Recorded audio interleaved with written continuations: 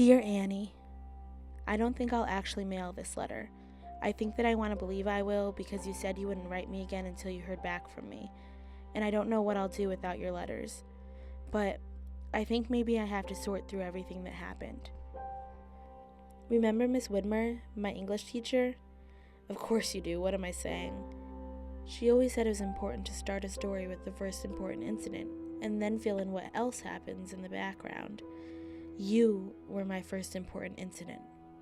I remember when I first met you, all I could think was how beautiful you were. I didn't know why I was thinking that. I didn't know, but then I guess I did know, because everything about you, everything about us is magical.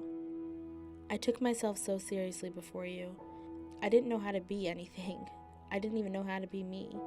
And then you came along, Annie, and you helped me be magical.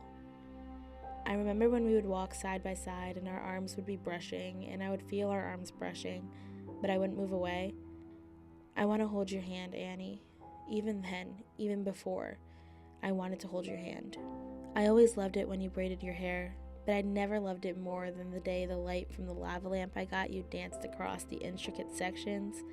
I didn't know why I got you that lava lamp, Annie, but I think maybe it's because I wanted you to look at me the way you look at your lava lamps. The way I didn't even realize I looked at you.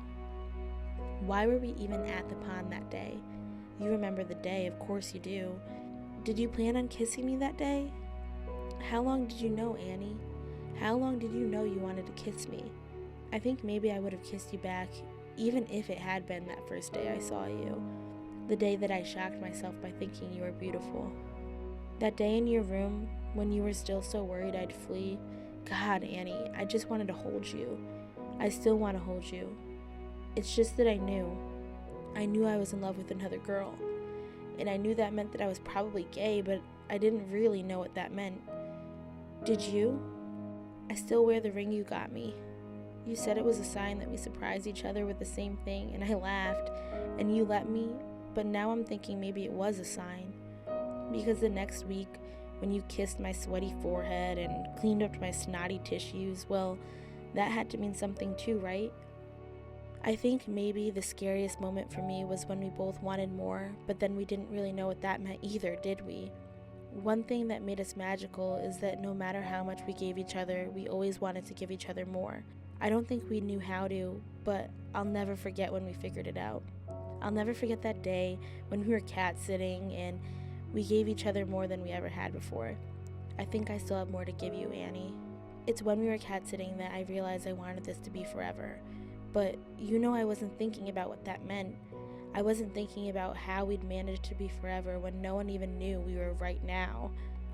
All I was thinking about was spending days cleaning and dancing and baking with you and only you. And then, well, you know what happened next. I'm sorry I ran, Annie. I'm sorry, but I just didn't know what to do. It took me a while to realize this, Annie, but I finally figured out what matters. We matter. Our love matters.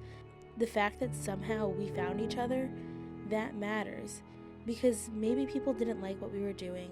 Maybe they thought it was wrong. But when you really think about it, all we did was fall in love. There's nothing wrong about that. I love you. Liza.